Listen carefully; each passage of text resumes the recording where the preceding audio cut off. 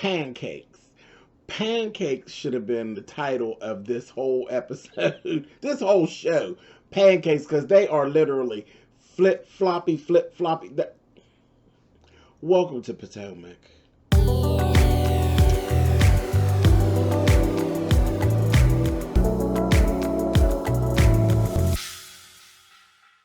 Hey guys, thanks so much for clicking on the video. This is my review for Real Housewives of Potomac. This is season 5, episode 6.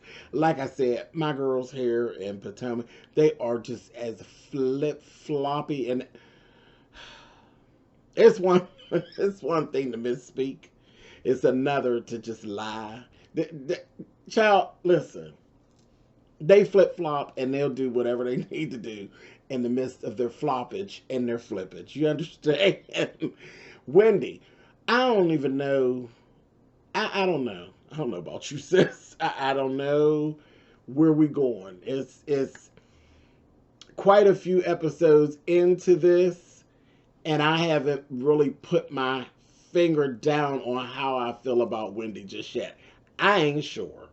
But Wendy was still doubling down on this whole thing with this baby and Ashley and this her not being able to bring her baby and all of this. And she was going in on this thing about Ashley is broke. Ashley's broke. Girl, you okay? What make you think Ashley's broke? Ashley ain't Michael's girlfriend, Sugar. That's his wife. She's Michael's wife. She ain't broke. Now, she may not have the potential to make the money that you make by yourself if you leave your husband, but if she leaves her husband, she still ain't gonna be broke. And you see, your whole issue with Ashley is about that baby. Baby, paycheck, get it? Ashley's not broke, sis. I don't know where you got that from, but that was way too elitist, and that was way too out there. You just saying any old goddamn thing. I was like, girl, she need to get a seat. Get somewhere, get in this. Go over there and sit down. All the way down. Just don't even sit on the chair. Sit on the floor and rest your back against the chair, because you clowning. Anyway, moving on. Karen, I said, Karen, you old lying heifer, and you know Bravo is shady, so I don't even, you don't want to do a place where you misspeak on Bravo, and you definitely don't want to lie on Bravo, because Bravo will let you be telling the lie, and they will switch the screen while you're talking and be showing the bean footage, honey, of you in the lie, honey. And they did it to Karen. Karen said, I'm talking, you didn't need to call Ashley a bitch. We don't talk to each other like that. We never say that. And I don't call anybody no bitch. They rolled the footage just as nice of Karen calling Robin a bitch. I said, you're a lying old bitch, aren't you?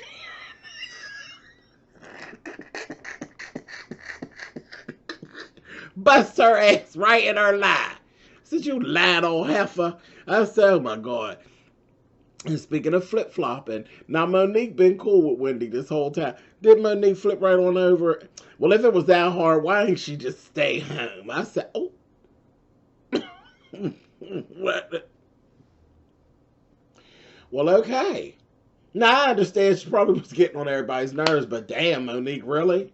And again, said in the confessional, because that's where the flip-flopping in Potomac takes place. Baby, them confessionals are something deep and vicious. That's why Potomac is the land of reunion, because they're baby, they are vicious, and they snipe each other real bad in their confessionals. Yes, they do. Over to the Potomac. Wendy ended up later on having a conversation with Candace, and Candace told her yet again, how many people have to tell you that you are team too much? That you're doing too much? Like, shut up, stop it. But Candace told her, you know, girl, you being a bit much. And it's so funny because Candace is team too much. So when Candace busts down to tell you you doing too much, you know you are like up here in the land of too much. So I'm like, okay, Wendy's antics are starting to wear on me now. Now it's getting to a place where we ain't even trying to figure it out no more. You're just becoming aggravating at this point. To watch, I can't even imagine being there. Because watching her, I was like, girl, shut up, Wendy. Just shut up. Every time she opened her mouth, just shut up. Anyway, then we see Ashley, like they were down there they had this whole thing with this pancakes.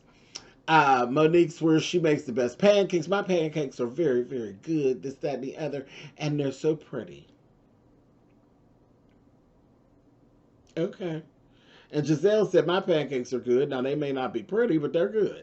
So now we're going to have a pancake off. I said, okay. All right. And you know them two just start being good. I said, I don't know how a competition between the two of you all are going to go, but okay, bring it along. Let's see what happens, honey. They start. We see Ashley right before they do that. They had showed like footage of Ashley. Really is so unbothered with what's going on. She's basically in her own world, enjoying herself, sitting around talking with her baby and stuff. She's sitting up talking to the baby. She is so unbothered. Ashley's in a whole. When you see a person say, "I'm in a different place," I'm in a different place. I'm in a different space. She's truly that.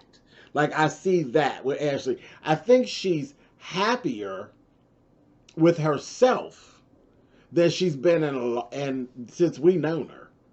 I think she's really found something that really is hers and that she feels good about. And child, welcome to the side of being happy, honey.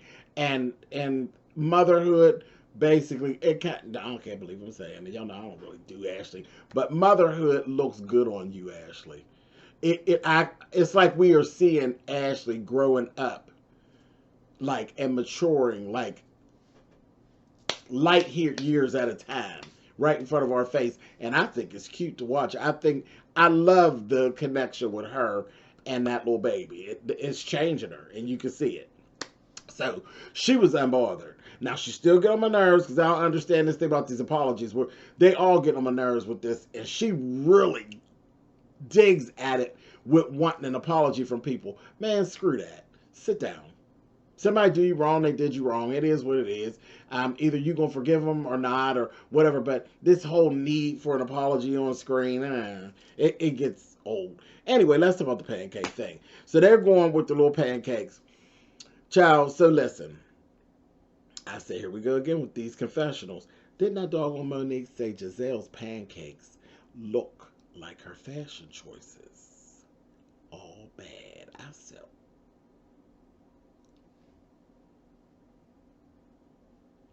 if nothing else happens up until the reunion, which I doubt very seriously, that will be enough to ruin your new friendship with Miss Giselle, because she's petty. And you were petty to even say that. I said, oh, that was an attack. She gonna get you for that. You gonna pay for that, sis. You better believe you gonna pay for that, Miss Monique. But anyway, moving on. Giselle said her pancakes taste like oil. I said, whoever heard of using olive oil for pancakes? Listen, definitely. And now I'm gonna have to go ahead and get with Giselle with that. I know people, people who they want to eat healthy, and she's all into all this, healthy that. But I don't want no pancake made with no oil, because they do taste like oil. Pancakes were made to be made with butter. That's what buttermilk pancakes. I don't want no pancake with no oil. Oil's for frying fish and chicken and stuff. I want a pancake made with no oil, but whatever. Candace basically said at her confessional, aesthetically pleasing is what Monique's pancakes were. They're aesthetically pleasing, but they are just absolutely nothing on the inside.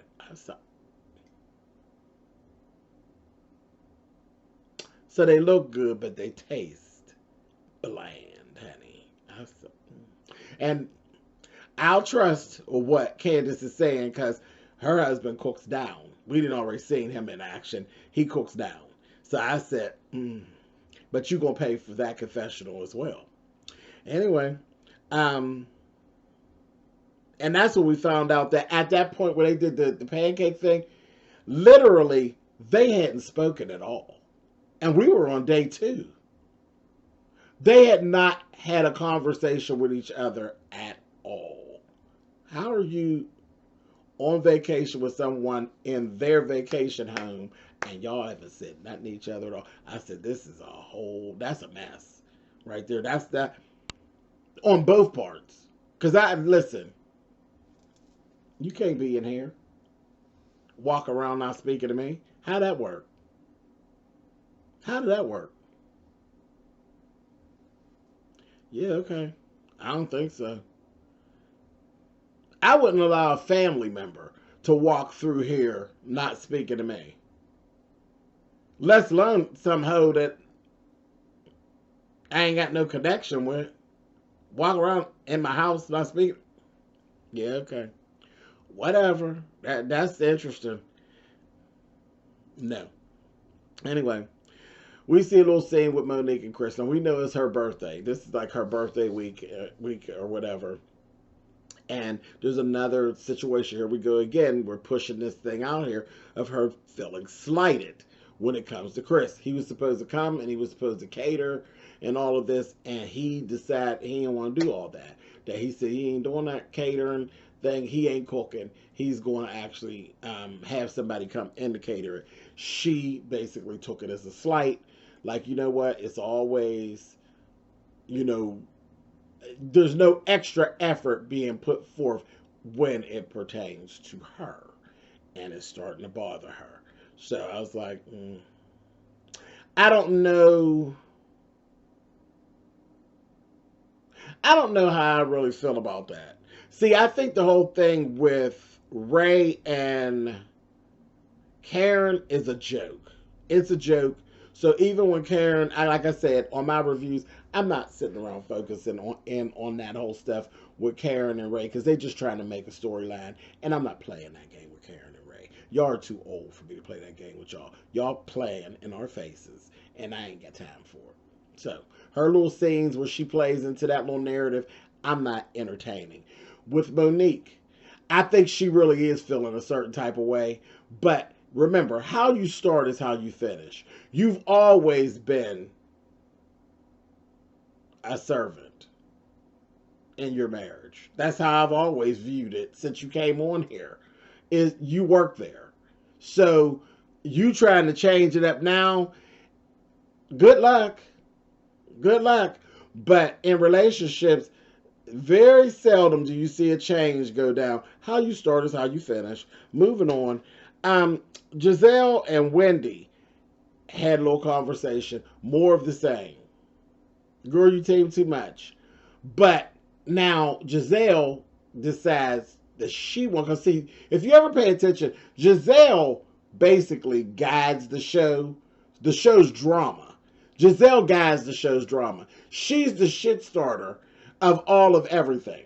She literally had this whole conversation with Wendy, and they're taking this little walk, and she was literally planting the seed of discord between her and Karen. And I'm looking at Giselle like, are you really doing, like, you're blatant. It's so blatant. When you're starting shit, and I was like, she is literally planting the seed for her and Karen to fight. A mess. It was a whole mess. Then they end up going fishing. I was like, I ain't looking at Monique nasty playing with worms and Karen. I was like, okay, whatever. In the midst of all that, Ashley and Wendy got the chance to sit down and actually talk. And here comes this apology. And it was like pulling teeth. It was literally like pulling teeth to get this apology out of Wendy. I'm like, who even wants it? If you got to dig and pull and claw at someone for an apology, who even wants it? Like, Ashley. That's her immaturity and foolishness. Because I don't give a shit. I don't give a shit. I ain't pulling and tugging and clawing at you for an apology that I know you don't mean. Like, it's just stupid. But she ended up going from that, and then she started this whole crying thing, talking about Mr. the Baby Honey. And guess who was looking in the confessionals? She said, honey, she sure did switch over real fast. Pancakes, honey. She said all of a sudden now she crying. She calling people bitches and stuff a minute ago. Now she's crying over there. I said, Karen. Karen ain't here for Wendy. She don't see it for Wendy. She just doesn't. She does not see it for Wendy. Period. Period. And I don't know. I'm kind of looking like, what is the Grand Dame really talking about, honey? I start paying attention to Karen, and I'm looking at Wendy. I'm just going to shut up and just keep watching. But the Grand Dame ain't seeing it for old Wins, honey. She ain't seeing it for her. Anyway, then after that, they left. They were going back to the house. They were having dinner. And you got confessionals where everybody was literally admitting to being bored as hell. And it does seem like a boring trip. Bored as hell. Because they don't even like each other. Enough. The only people that like each other enough to really spend this type of time with nothing extravagant going on is Robin and Giselle. And them two whores ain't really doing anything with each other. Giselle's off starting trouble. Robin's running around talking to Juan on the phone whenever she can get some service. And you know, I believe Robin be somewhere asleep. She reminds me of a bitch to be somewhere asleep all the time. That's why she always be late. I believe I'll be somewhere asleep a lot of times. So I'm thinking, when we wasn't seeing Robin, that bitch was asleep. And I don't blame her. They boring as hell. So they admit to being bored. So they stopped eating, and then they went on and they did this whole thing of like a little pageant between Ashley and Candace. I said, oh, here we go. Ashley, you are hateful and you petty, and your confessionals is going to cost you too. Because her and Candace just got back cool, trying to be cool, and your little confessionals, I was like, you throwing shade, sis. You throwing shade. But anyway, old messy ass Giselle, she gonna do the categories. And she gonna bust out, she gonna do the questions first. She goes, girl, how do you feel about being so short to Candace? She answered the question. Then she rolled up on Ashley and asked her, how do you feel about having a forehead that's larger than most? I said,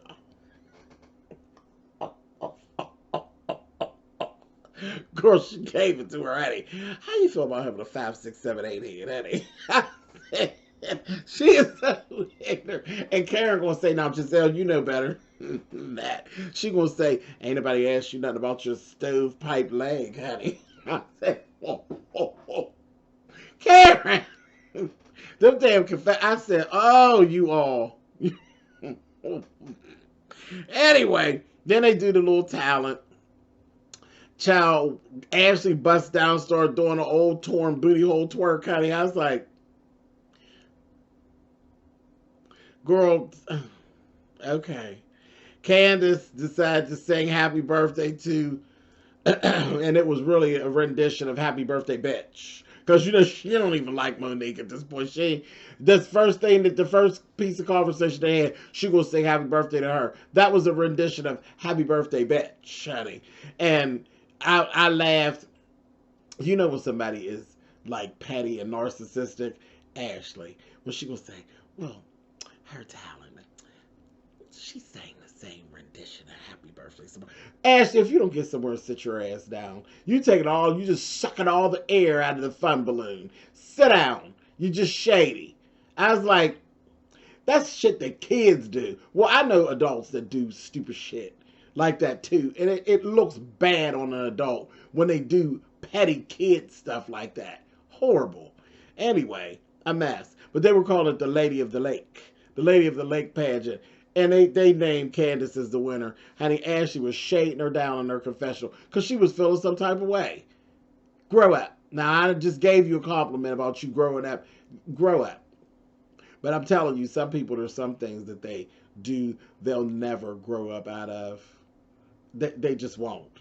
They won't. And they can't even help themselves. And I'm going to give y'all a little piece. I'm going to give y'all a little piece. I got a family member who, some things she does, she'll just never grow out of. Like, it's like little kid shit that she does, she'll never grow out of. And I'm telling you, this person is damn near 60 years old. And we were out to eat, and this person looked at the plate and said, "It looks like they gave you more eggs than they gave me." At almost 60 years old. So it's the first thing I thought of when I saw Ashley do that. And I was like, oh my God, that's like shit that a kid does. But I know that people do this, and it just wears me thin. And I'll call her on it whenever she does. I'll be like, you need to stop. That looks terrible. At shit. Damn near 60 years old. I literally had to sit in a restaurant and say, no, I promise you I don't have more eggs than you. When they did it, we both ordered scrambled eggs. I promise you they broke 2 eggs, and they didn't scramble 4 eggs together and then portion them off. I promise you they broke 2 eggs and made them for me. They broke 2 eggs and made them for you. And then she finally like pulled back off of it, but still sitting over there like a little kid and still saying, it looks like you got more than me. We're not in a competition. We're family. We came together. We came here together. It's not a competition. Now, either you greedy as hell, yeah, or you petty as hell, yeah. So that's the first thing that came to mind. Like, yeah, there are grown people that never grew out of that bullshit, and they do that. But see, let me tell you something. That is something, and probably because I've seen that, and I see that with people, and I don't like it. It's like a pet peeve of mine. I just think it's crazy because it's like something for kids, and kids need to be corrected. I could promise you, if I was sitting with my 2 boys and they did that, I would have packed up the whole table, and we would have left, and nobody would have ate the eggs. I would have corrected them. But see, again, that's my thing. But I'm telling you, I have that bad of a pet peeve about that competition thing, that competing. I can't stand it. I can't stand it. And I know that people who are adults that do that, they weren't corrected as children about doing stuff like that. And it needs to be done. Like, you need to correct it, because as you go forth in your life, it looks ridiculous. I'm telling you, it stopped me dead in my tracks.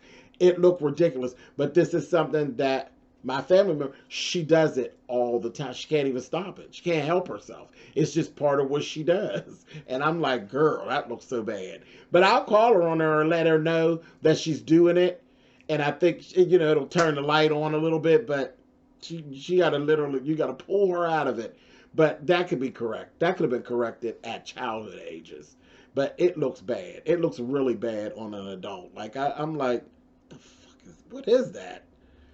Anyway, I don't went on a whole rant about that. But anyway, I'm telling you, it's so bad of a pet peeve of mine. I could have did a whole story time. And I may come back and do, I might. She'll be mad, but I might. Because I could literally just go through different episodes of bullshit that she does. That she's not the only one. I know other adults that do it too. It's like, get out of competition mode. But competition about like food and shit like that, that's horrible. Like, we ain't in no third world country, honey. We ain't poor like that. We ain't never been poor like that. We didn't grow up poor like that. And there's people who really did grow up poor like that. We weren't them. So why are you doing that? Look, let me...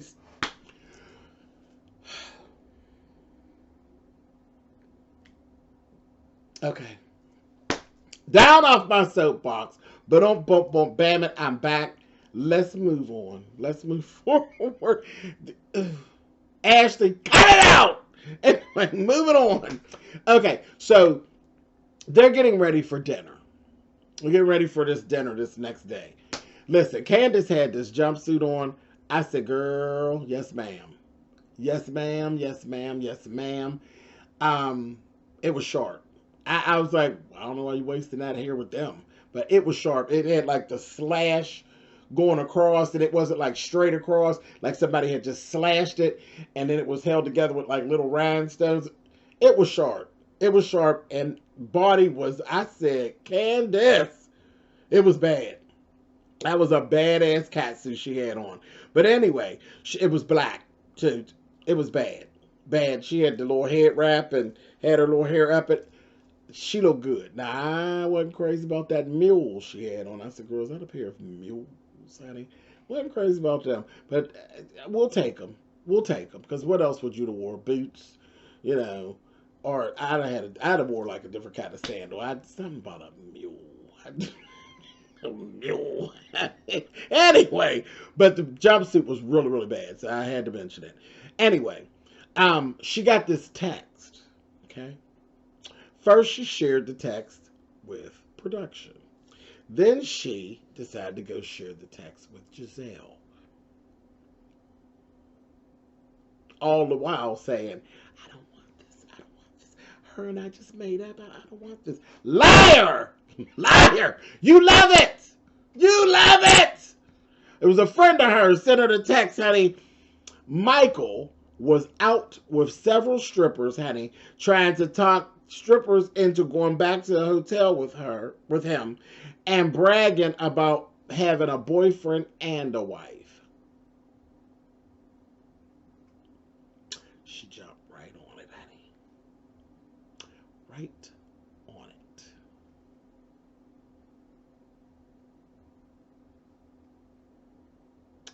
And then she goes to Messy Marvin, honey, to Giselle.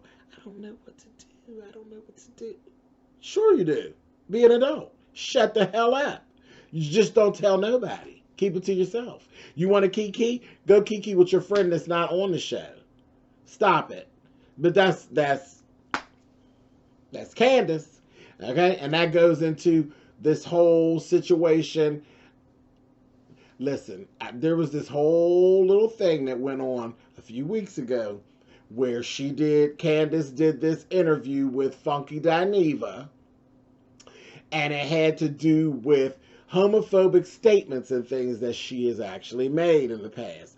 And I did a rebuttal, basically, video to that interview, because one, I thought the interview was a bunch of bullshit. I'm a big, huge fan of Funky's, but that interview was done for clicks and views. It was done for clicks and views, and it was to help his friend to clean up her shit, because the two of them have made a friendship. It's some type of friendship on some type of a level. But she had issues of homophobia in her past, and I don't think she's that far away from them. But it is what it is. She's trying to be PC. You know what I mean? And it just kind of turned a light on for me. And I got some flack back and forth in my comments with people saying, you just don't like her. You're a liar. I never told you I just didn't like her. When did I ever tell you I just didn't like Candace? Would me and Candace be friends? No, we won't be friends. We wouldn't make friends.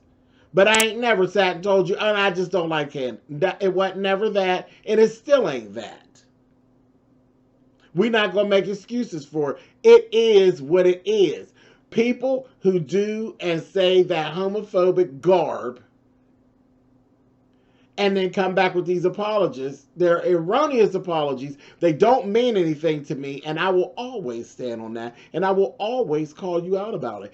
And it does make me pay attention. Candace has always, anytime there was that issue of Michael and him and that man thing he got going on, she leaps onto it. And I always thought that was strange, how quickly and how she's so good and fast to leap on that.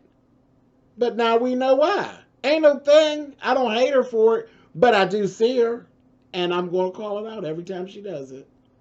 whether you like it or you don't. So those of you that don't like it, get in the comments and do what you do. Every time she does it, I'm going to mention it. Because that whole thing, that apology, was bullshit. It was bullshit. She feels how she feels. It is what it is. Ain't no thing. Candace is a member on the cast. When she does something good, I'm going to mention it. When she does something out of order, I'm going to mention it. Now, this whole thing with Michael's out of order. Michael's out of order. Doing all of it. You know what? Even if him and Ashley have an agreement, which we know that he does it, because she always, when he does this shit, she always comes back and she gets started and talking about how she basically see her busted, because people love to bust her because she's such a bitch when she is being bitchy that people love to bust her out. So we end up kikiing at her, you know what I mean? But Michael, if they even have an understanding of the fact that maybe he's bisexual or whatever, he out of order because he's sloppy. You're married and you're sloppy and you keep having this girl in a whirlwind of social media mess with you and your indiscretions. You're out of order. And you're not the nicest person. He's not the nicest person to Ashley. Ashley, and this takes me back to the beginning of my review, Ashley is not broke, Wendy, at all by any means, but the whore earns every dime that she has access to. Because I wouldn't put up with Michael's shit for 2 weekends. You understand? Not at all. Michael's out of order. And Candace loves to bring it to the forefront. She loves to. There was no need. She got that text. What no need to go run into production about that unless you wanted to be a messy bitch.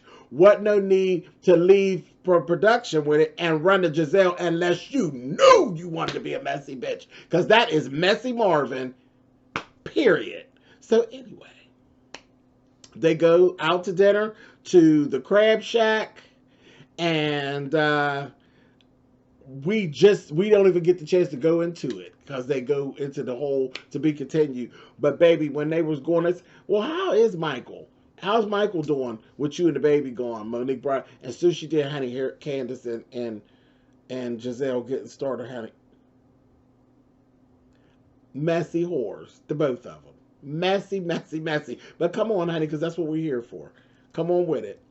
Come on with it. But yeah, I had to get all that out, so I'd invent it. So I know some folks in the comments going to be, carry on. I'll meet you in the comments. Carry on. That's what we're here for, right? Let's have fun, honey. I'll talk to y'all next week.